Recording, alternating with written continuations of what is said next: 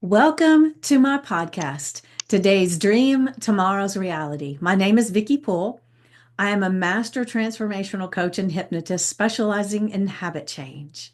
And this podcast is sponsored by the Enlightened Peach. And it's all about embracing our mosaic life. Now, some of you may ask, what is a mosaic life anyway? Well, it is recognizing that all the pieces of our life, the good, the bad, the indifferent, have all come together to make us who we are.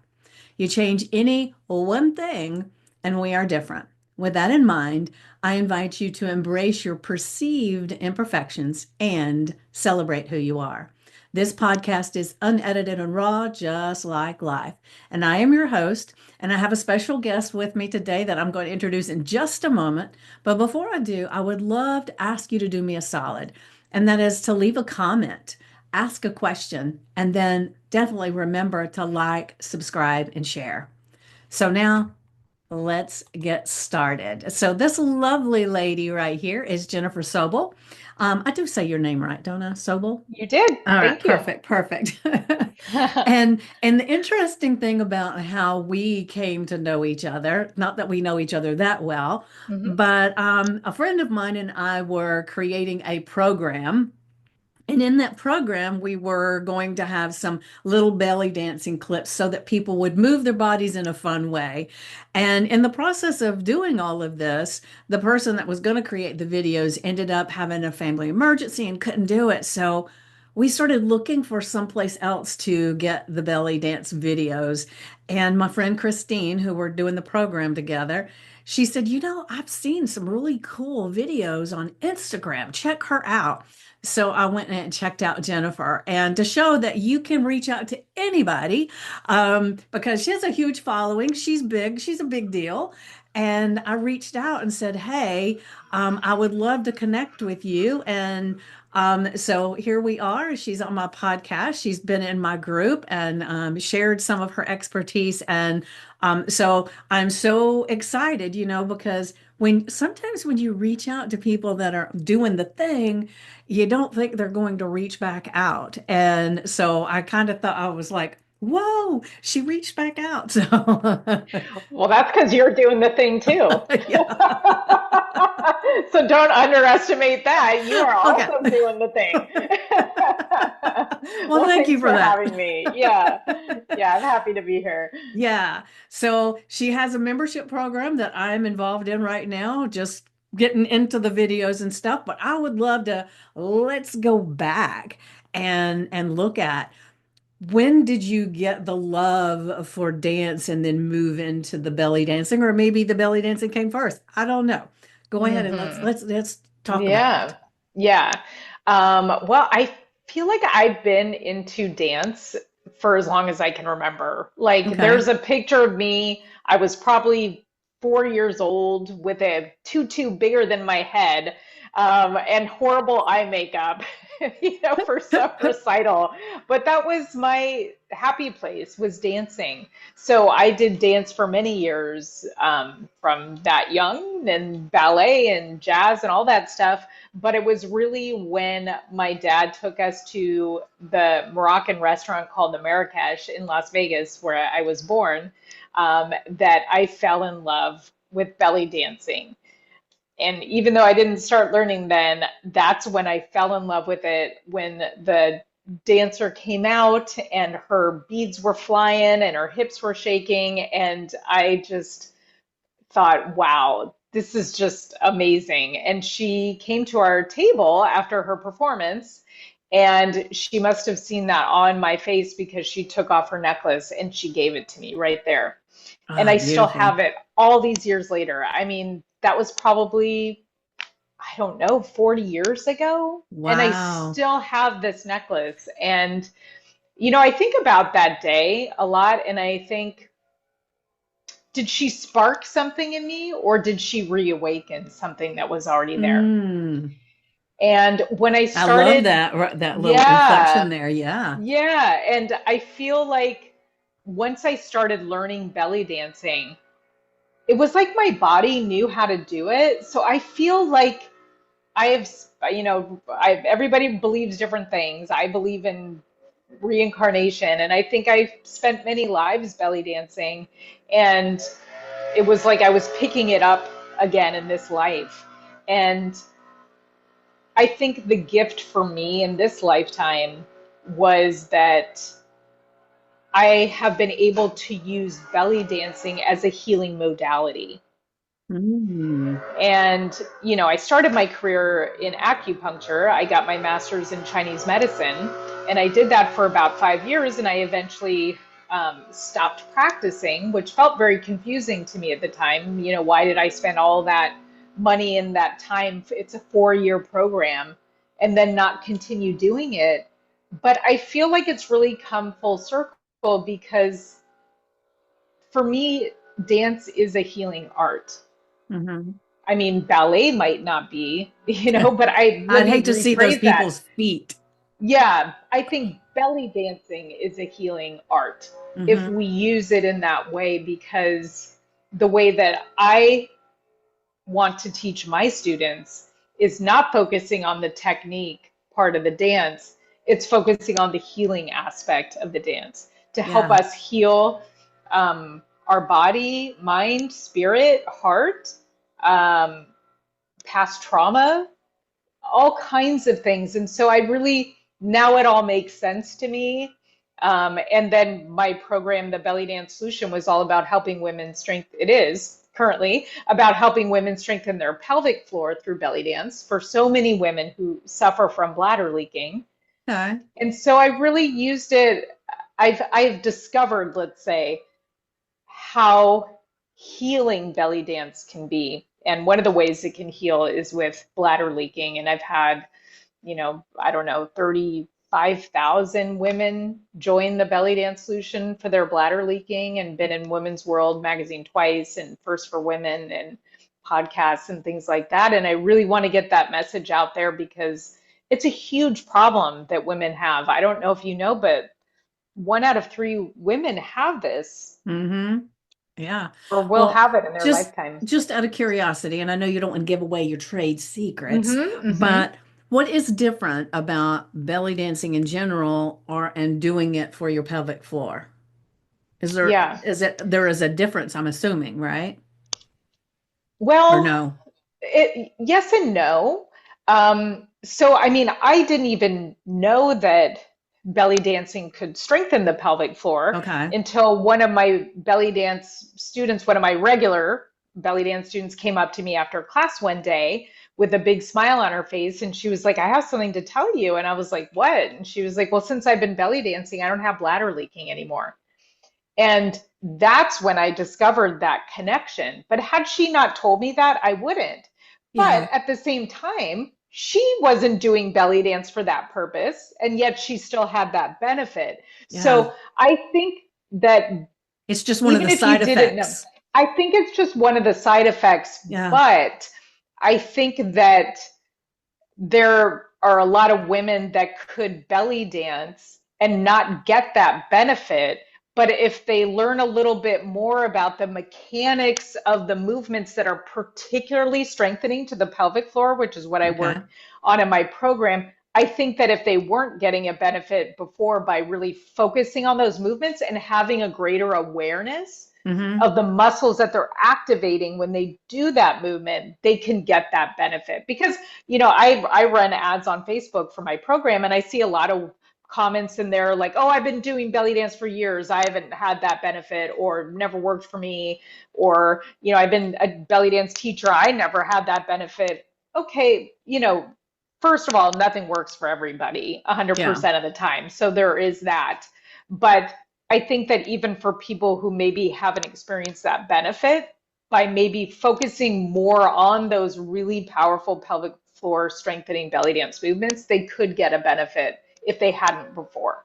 Yeah. Well, it's the difference in um when like there was an exercise that I was doing for my hips because I was having a hip Hmm. issue. I think I had mentioned that to you before, but one of them was you were laying on the floor with your feet on the wall and you put your ankle over the knee of the other foot.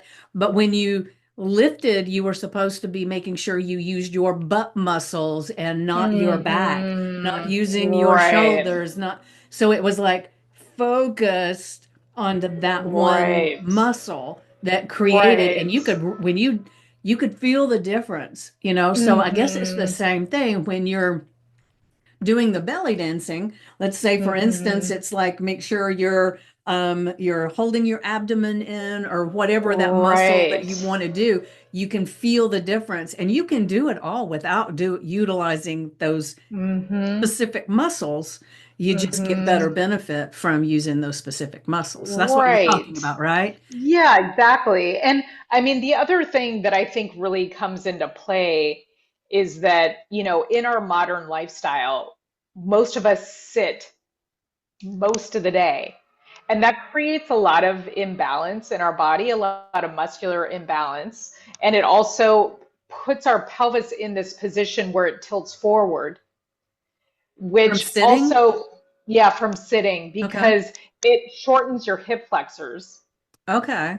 When you're let me say rather that when you're sitting, your hip flexors shorten, Mm-hmm.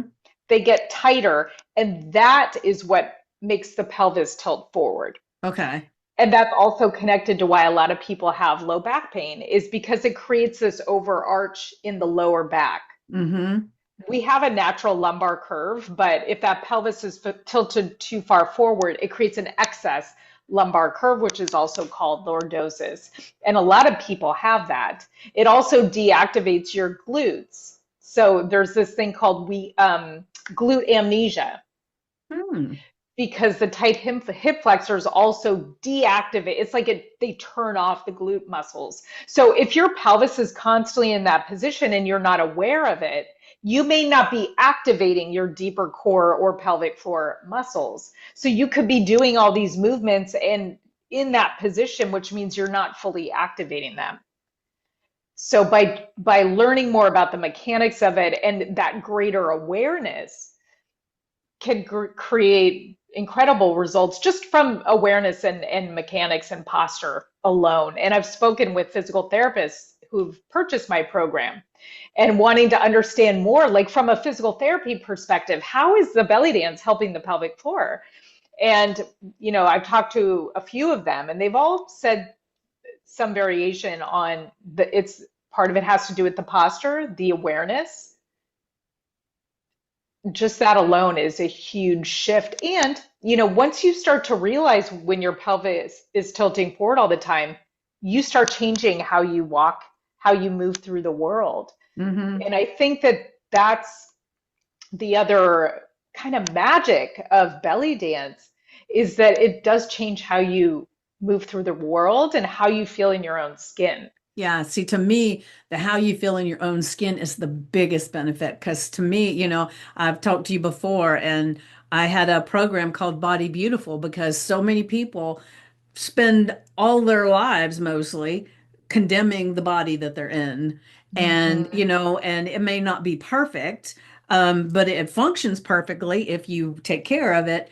And the thing is that I love the way that belly dancing just kind of helps you just get into the sense of moving your body, and it just starts feeling fluid. And no matter what size you are, Hmm. it can feel amazing. And you just start tapping into connecting with your body and Yeah. appreciating your body. It's a profound thing. Totally. And I mean, as you were talking, it was really making me think about how it makes you feel sensual because you are Hmm. connecting with your senses when Yeah. you dance in that way, that it just allows you to get into your sensuality, which Yeah. doesn't necessarily have anything to do with sexuality. It's your sensual Yes. vibe, and that feels really amazing. Yeah. And because, well, when you think about it, people who are in touch with their body and the feel of it, man, when they walk, you pay attention because it's not that they're sexual, but they just have this essence of they know who they are and they command attention almost, right?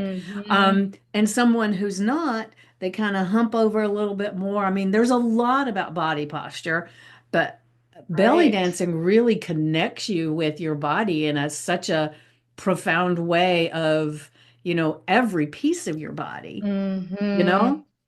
And your feminine power. Yes, yes. That's why when you walk through the world with that, with you connecting to your own power source, Yes. you become magnetic. Yeah. I love that. I love that. Hmm. And we all want to be able to connect with our power, right? Because it's everything. It's Hmm. like related to everything that you do Yes. in the It world. yes, it just it dominoes and moves and morphs into all these different places. And I know there was I can't even remember who I went to a T. Harv Eker seminar, and one of the things he said over and over and over again was how you do the one thing is how you do everything. Hmm. And that's how we go through life, how you do one thing is how it just kind of it becomes part of everything else. So if you take this one piece and you really start connecting with your body and who you are, then it makes you feel more confident. It makes you reach out to people you might not have reached out to. It helps you to start looking at your health and how you're eating and the things that you're doing. It's like it just all just just wraps its arms Totally. around everything and says, I got you. Totally. Yeah, Yeah. because it's like true power is comes from the inside, Yes. right? It's Yes. like we're looking always outward, outward to the external things to give us power, but it cannot. Like Yeah. it just doesn't work that way. So when you cultivate your own power internally and then that goes out and then everything changes. Yeah. Yeah. I love that. So when did you start dancing, belly dancing professionally? So I moved to San Diego after I broke up with my fiance. We had been together for 7 years, and my mom lived in San Ooh, Diego. ooh, ooh, And ooh. So so hold on a second. Hold on a second. So what happened? with my fiance, you mean? Yes, yes. Oh yeah. Well, we were together for 7 years, Hmm. and ultimately, I mean, I'll put it under the general category of I was with him in my 20s from the time I was 22 to 29. And I didn't even know who I was at that point. There was Yeah, so much that I needed to develop as not only a person, but as a woman. And I think that the relationship between a woman and her mother at some point requires her to have some sort of separation for her to become her own woman, if that isn't already there in the relationship. And so I think that's what happened. And it wasn't the right timing for me. hmm, And I don't look back on that relationship and think, oh, I'm so bummed that it did. It was right for what I needed in my own development. But it yeah, was a big change. And I had also just graduated from Chinese medicine school. So in a lot of ways, I felt like I was starting over. hmm, And I felt, I mean, that's a little scary. And I felt a little lost. And so the belly dance gave me that outlet to put my passion into something, and I just absolutely adored it. I could not get enough of it. I mean, I was practicing every day. So when I moved to San Diego, I found my teacher who she became my main teacher, even though I continued to study from many other people and took workshops from people from Egypt. And, I just learned from so many people. Um, but I just threw myself into it so much, and it was so great to also have this community of women. Um, it really, belly dance is one of those dances where you really connect with a tribe of other women. And within 2 years, I was doing it professionally. I was starting to teach. I was performing in restaurants regularly at private events. And I remember the first time I got paid to dance at someone's party, and I was like, I couldn't even believe they gave me money because I would do that anyways. Like yeah. it was so much fun. And It's almost it's like still I'd the pay you same to let thing. me. Seriously, it was like, oh my God, I got to do this fun thing and I got paid at the same time. And so it just always felt like this joyful thing. So I've been doing it professionally since 2004, Okay. So a few years, few years. 20 plus years. Yeah. Yeah. So just I want to ask because I know what happens to a lot of people is that they love doing something so much and they would do it for free and then they start getting paid for it and then it starts becoming a job and the hmm joy is gone. So has any of that happened to you? And if it did, how did you kind of get past that or overcome that? Um, it never happened. It never happened in that way. I think what can be hard is the marketing piece. You Mm. know, I Yeah, we mean, all hate that part. yeah, you can love what you're doing, and I actually do like marketing, but it's also something different when you're marketing your own stuff. But I've been doing all my own marketing forever, really. Hmm. So I think what can be challenging is, you know, you just want to be able to do the thing. Right. You Yep. know, so it's not so much that's feeling like the work, it's all the other stuff around it, Yeah, I I think. feel you on that. And I'm learning to love that as I'm hmm getting better and better at it. I think when we, especially when it comes to marketing ourselves and things like that, the reason it feels like such a drudgery is because we really don't know how to do it quite right. And when things, hmm you don't know something, it feels tight in your body, right? Well, and Um, even when you do, it's not easy, you yeah, know, I mean, yeah, like, uh, so yes, in both. I mean, and it's worse even when you're not even sure about what you're doing, yeah. you know, because all of us, I think, would love to just be doing the thing. Mm-hmm. Yep. Yep. And then just have people flocking to us wanting to Right. participate. Yes. Right. But it doesn't work that way, you know, and I mean, I guess part of it is that we need to be spreading our message all the time because we have something of value to share, like what you're doing, you know, Yeah. like bringing people on your podcast. That's part of you getting your word out is also a service in itself. Yeah. Yeah. Yeah. I usually I tell a story. It's the billboard story, and I'll just share it really quick with you. I don't know that hmm we've talked about it before. I don't think so. But anyway, one of my business coaches shared this with me, and he said, just imagine you're going on a vacation and you're on the stretch of the road. It's the middle of the night. Anywhere you go, you're always getting into this place where there's nothing there, right? You got a stretch of road you're traveling on. He said, you're driving along and suddenly your stomach starts growling a little bit and you got to pee. And hmm you see nothing. And then suddenly you look and there's this sign, this big billboard, and it says, Bob's Best Barbecue, next exit 10 miles. So oh, yes, and you go and you take that exit, you go 10 miles out, you go and it is the cleanest restrooms and the best barbecue. You leave fully satisfied and an empty bladder. You get back in your car and you get on your journey. He said, but just imagine that Bob didn't put that billboard out there. There's no way you would have mm known 10 miles down that stretch that there was the solution to all of your problems. So mm you would have had to keep going or take your life in your hands and stop on the side of the road and pee. But the thing is that we've got to put our billboard out to let people know that the solution is right here. You just got to take this mm exit, right? And hmm until he told me that, I mean, I wasn't doing a lot of marketing. And he told me, he said, Vickie, in essence, you have a business with no billboard. hmm And it was like, Right. Yeah, that right? is a great analogy. Yeah, Yeah. I love that analogy. It's Yeah. so true, you know? So it's like if you have something of value that you know is of value to other people, it's part of your duty to get it out there. And Yeah. it's not, that's the hard part, I think, that can be a slog. Yeah. It's not you doing the work that, whatever is the work that you're sharing out there. It's that's the work itself is the joy. Yeah. Yeah.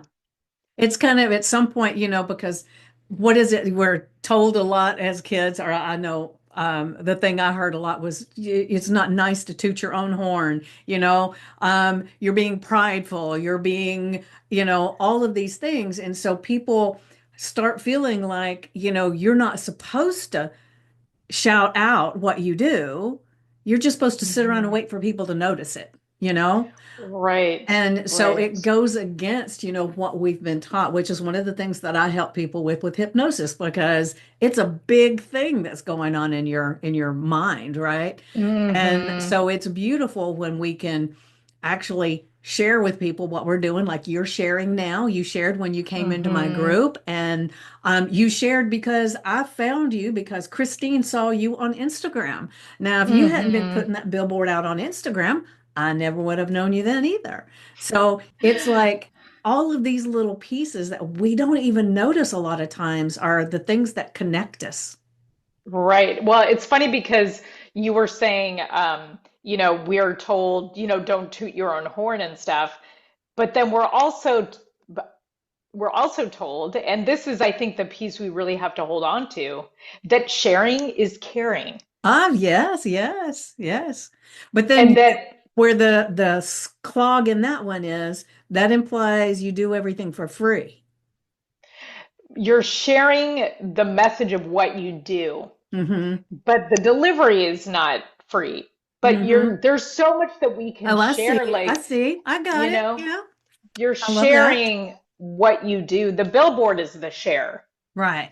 But then when you go in the restaurant, obviously you have to pay for the food. Yes. Oh, oh, I love that. I love it. Yeah. And so that is part of how we show we care is Yeah. by sharing what we do so that people come across it. And I think the challenge these days is that we now live in a world that is so oversaturated with messages and all that stuff. I think that that's a lot of times where the challenge, because like a billboard's out in the middle of nowhere, it's easy for people, right? But Yeah. we're Yeah. like now competing with thousands of billboards, and that's why it's challenging, is like people's attention span. Like it's it's kind of a weird world we're living in with all of that, just how Mm-hmm. saturated and noisy everything is. I was watching something the other day, this guy, I don't know if you've heard of Robert Putnam.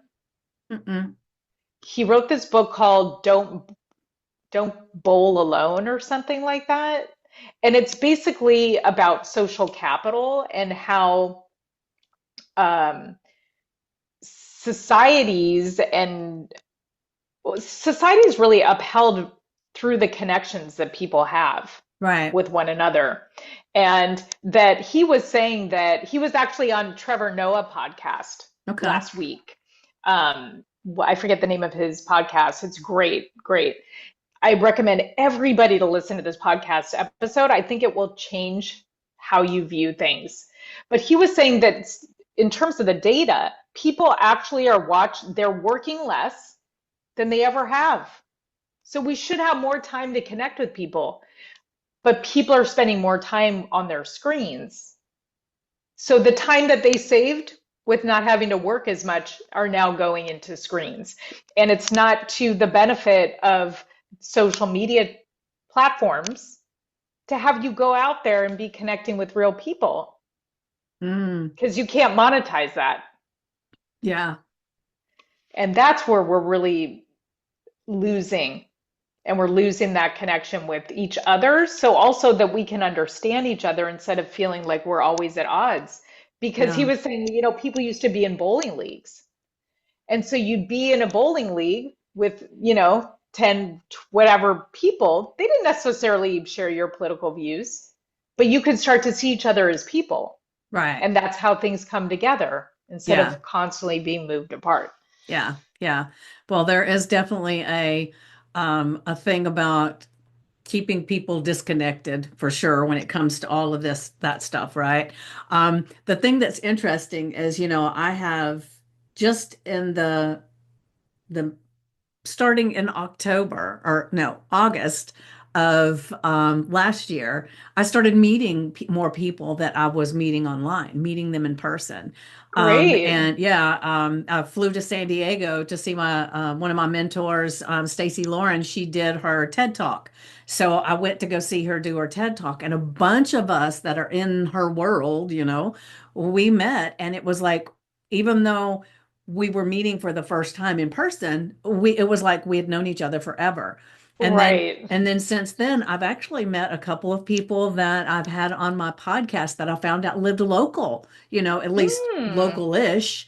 And I was able Mm-hmm. to meet up with them, and somebody that I was in one of my groups, and somebody says, where does everybody live? And so I saw she didn't live too far from me. We connected. And so That's great. it has felt really good to have these in-person things, to the point Yes. that now I'm wanting to do create some in-person events and not just online, you know? Right. Yeah, I love that because it's like you took the online and you translated it into in person and you Yeah, used the connections that you had already created and that then turned into an in-person connection. yeah, And that's great. And I've done that before myself where I've been friends with someone, talk to them regularly online and then meet them in person. And it's kind of surreal, isn't it? yeah, it is. It is. It's like you would never know that we've never been in our physical presence, Yes. because it feels like we Yeah. have, right?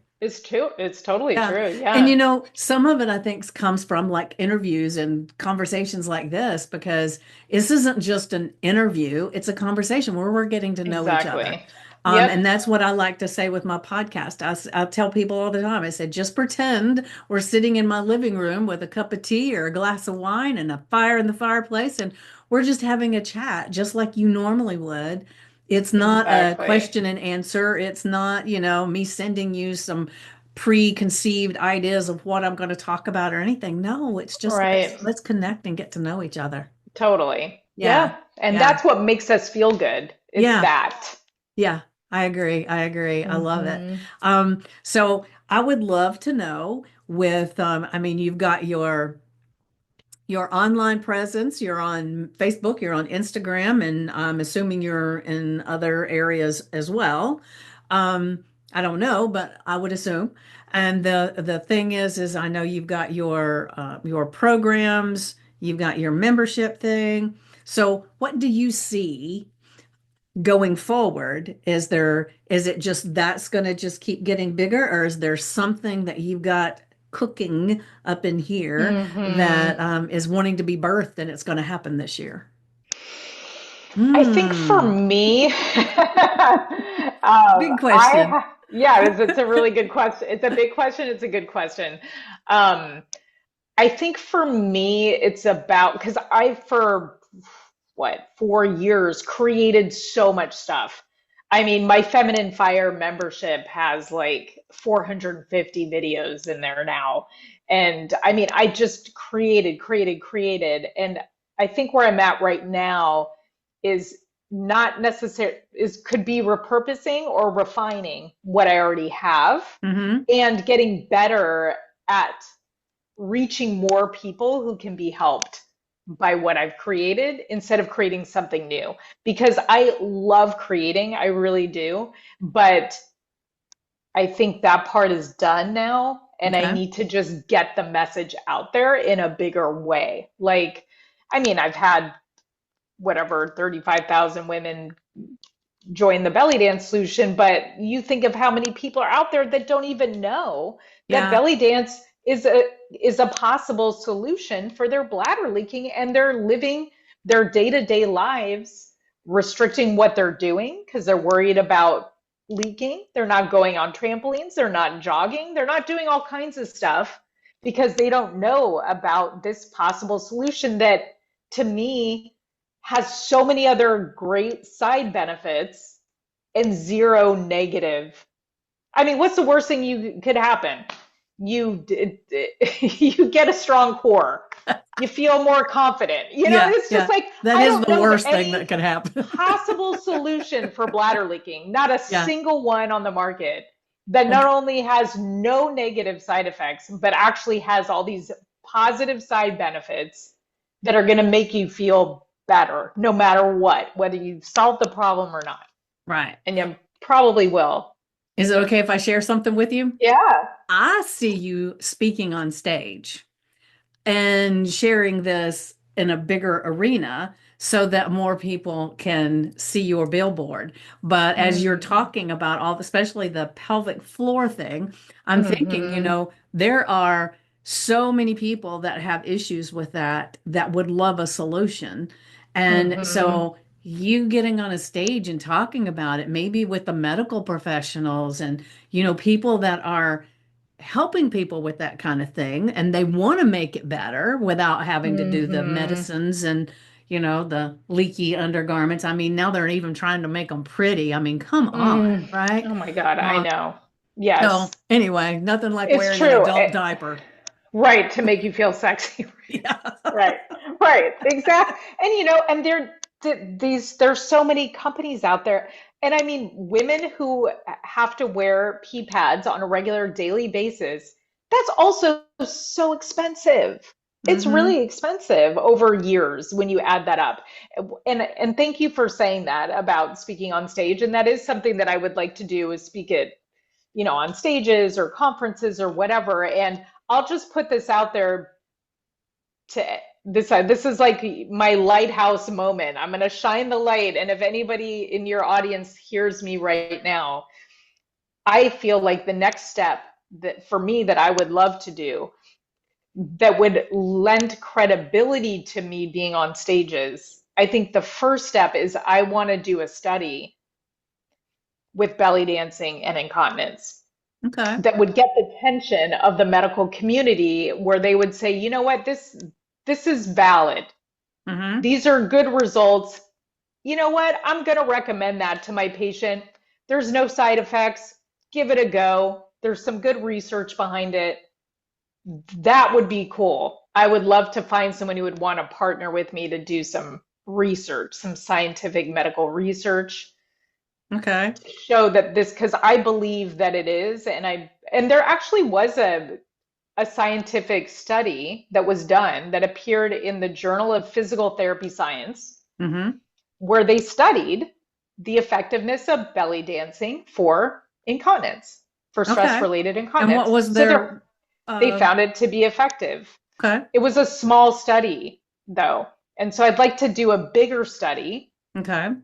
Um, I But can just, can but the thing is that you've had a lot of clients, participants in your programs that have mm-hmm, mm-hmm, had that response, right? That they yep, had it. So there's a big study already. There's nothing that prevents you from getting on the stage and saying, I've had this been going on for a long time. I've had this many clients that have said this is what happened. Come and join me, kind of thing. yeah. And maybe that's where the study begins. That's true. That's true. I mean, like they're not like mutually exclusive. So, thank you for saying it. That's true. I just know from like if I was to speak in medical communities, and I would like to, Hmm. they're going to see that as anecdotal. They're going to just completely invalidate it because it's not in their framework. Yeah. I get it. It's Well, just not in you their know, framework. just off the top of my head, one of the things that might be beneficial is to talk to a physical therapist that specializes in bladder. Because my sister had some bladder issues and she went to a physical therapist that specialized Yeah. in bladder. So maybe that's your next course is to talk to them and see if they might want to join with you. Because one of the things that she had said was that she asked them, well, why do the doctors not tell us this stuff? And they Hmm. said, well, the doctors don't know a lot of times. That's why a physical therapist, like she goes to one that specializes in vertigo. Pelvic, right, right. Yeah. And And there then are these somebody that pelvic floor specializes. physical therapists, which are Yeah. fantastic. And I think when it comes to the pelvic floor physical therapy, I think more and more doctors are prescribing that, which is great. Hmm. But the thing is, a lot of people don't have them. They don't have someone who specializes in that close to them. Insurance, it's all going to be out of Right. pocket. Right. And so a lot of people just can't afford it as well. But I think it's a great modality. Yeah. I'm And just thinking it yeah. might be a good partnership to get this thing going because I guess I'm only saying that don't let the fact that there hasn't been a specific study done hold you back because a lot of times we wait for that and then there's a lot of people that could have been helped anyway. Yeah. I mean, it's really about thinking about your approach Hmm. because like either like you're going to go like a B to B direction or you're going to do a B to C or you're going to do both. But the thing is that it can be hard to like if you just think about time. Like Hmm. I have to reach out to those people one by one and that's just more time consuming than me Yeah. trying to reach out to the and I have had some physical therapists join my program. Okay. And so, and they're totally behind it. So maybe I just kind of scoop them in the net until I get, but I would like the medical community to at least know that this is a helpful modality. Um, that's, I would really like that at some Yeah. point. And I would love to be a part of a study because I think that we could show that it's a viable treatment. Um, and it's movement based, and people need to be moving anyways. That's right. That's right. Yeah. Yeah, So, and I mean, I think the thing that I love is because it is fun. It's not hard hmm that people will do it. And because let's face it, when things are too hard, people will do it for a certain amount of time. And then it gets where, oh, I don't have time for this. And they stop. right. And so that's why the gym is filled in January, and by March it's less and less and less and less, and then they fill it back up in January because people don't continue with the things that feel like torture. Yeah. Yeah, Now some they don't people enjoy will, it. but the majority of people Yeah. no. Yeah, nobody wants to do something that they don't genuinely enjoy, Right. and most people, I would say, especially most women I talk to, love dancing. They love Yeah. some kind of dance. Yeah. Yeah. Most women enjoy dancing. So it's like, wow, if I could get a good workout and it's fun, Yeah. then, Why and it not? doesn't have to be a lot. Yeah. Exactly. I used to do some spin classes. hmm And I used to lovingly say, I get so excited and I'm so glad I did this when I'm done Yeah. because it was hell going through it. I even, it was like, and did I keep doing it? No, because it Right. just got to be where the knowledge that I was about to torture myself with that started making it where I didn't want to go. Right. Yeah, it just wasn't your thing. It Yeah. wasn't something you Yeah. enjoyed doing. So I just recommend everybody find some sort of movement. They Hmm. don't think about it as exercise. I Right. would just throw that word out. That's Think right. about some kind of movement that feels fun for you. Yeah. That's it. Could Yeah. be gardening. That's a great exercise. That's Yeah. true. That's true. Well, I love to go for walks. hmm But what I discovered is that I needed more. I needed something more. So I think sometimes as you get a little bit older, that, we can continue doing the same thing, but maybe we're not connecting with the right body parts as we're moving to make hmm these things we need. Because it got to where I couldn't hardly walk up and down steps. I was waking up in the middle of the night crying with pain just from shifting in the bed. hmm And so I've been able to take care of that I did some energy work. Had some coaching because it was some emotional things as well. But I started doing different things from yoga to there was some exercises that I saw online. There were a lot of different things that I did that helped. And I just had to hmm keep working on it and working on it. And none of them felt like they were, blowing me away and they were, outside my comfort zone or anything. They were really hmm simple movements that made a huge hmm difference. And I think kind of like for belly dancing, there's nothing huge about any of the movements. They're small Mm-hmm. little movements, but they make a huge difference. And so I was glad when I got my hip better enough that I could actually do the belly dancing because in the beginning I couldn't Mm-hmm. do the hip movement, you Right. know? Right. Yes. Yeah, and it feels bad when you feel restricted in your movement. It Yes. doesn't just impact you physically, mentally it does as well. You start to feel like just that restriction can be Yeah. depressing. Mm-hmm. Yeah, because one of the things I will share that I have always felt like as I got older, I wanted to make sure that I was the exception to the rule and not the rule Hmm. that people tell you all the time is that, well, that's just because you're getting older. You need a cane, you need this, you need that, and you need surgery. And so for me, it was like, I don't want to fall into that trap. So I'm always looking for examples of people in their older years being able to do amazing things. And Hmm. that it keeps me focused a little bit, but then it's finding what's going to help me. And that's why I was so excited to get connected with you in the belly dancing. Yeah, yeah, totally. And I mean, there's so many examples if you look for them. They're not Women in mainstream, their though.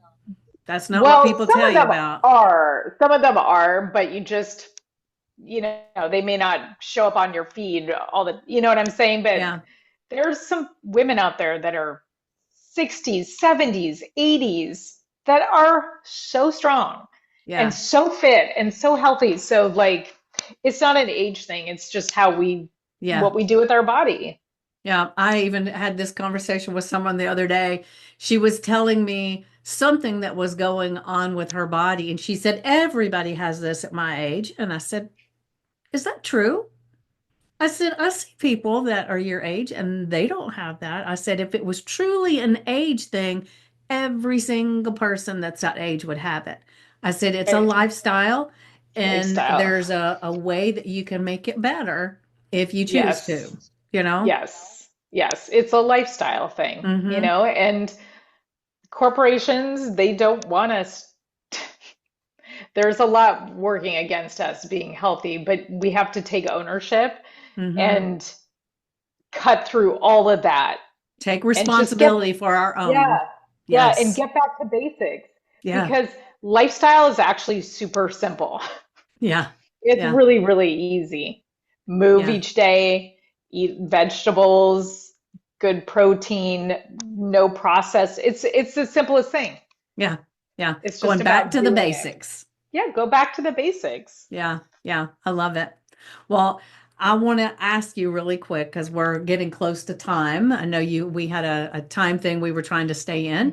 Hmm. So is there anything that before you got on here today, that you wanted to make sure you touched on that maybe we haven't, that maybe you want to share with somebody or last words? Is there anything coming up for you? I want to give you the Um, opportunity.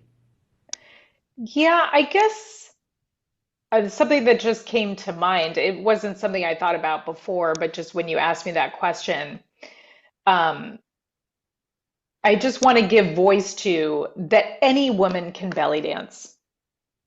Even if you think you are uncoordinated, Uncoordinated. I'm apparently verbally uncoordinated right now. Even if you are uncoordinated and you've thought you were that way your whole life, you can belly dance. Doesn't matter how old you are, doesn't matter your shape, your size. It's an equal opportunity dance because I Yeah, hear this from so many women like, oh, I can't do that. That's not for me because of one of these things. yeah, And I just want to make it absolutely clear that you can belly dance. yeah, And you should belly dance for you, not because of that you think that you need to look a certain way. right. Do it for your joy. Have some fun movement in your day, and anybody can do it. That's what I want to say. Ah, beautiful. Thank you for that. And for me, the one thing that I can add to that is if anybody says that they don't want to try belly dance, what I want to ask them is, would you love to connect with your body in a way that you feel so confident and comfortable just walking in life? Then you got to try it at least I because it love is that. what that does for you or what it does I for love me, that. right? Yeah, I love that because what you mentioned is a benefit that's more intangible. Yeah. It's not about what you look like from the outside, it's about creating a feeling inside Yeah. that's for you, Yeah. something that nobody can take away from you. Right. So I love that. Ah, well, good. I'm so glad.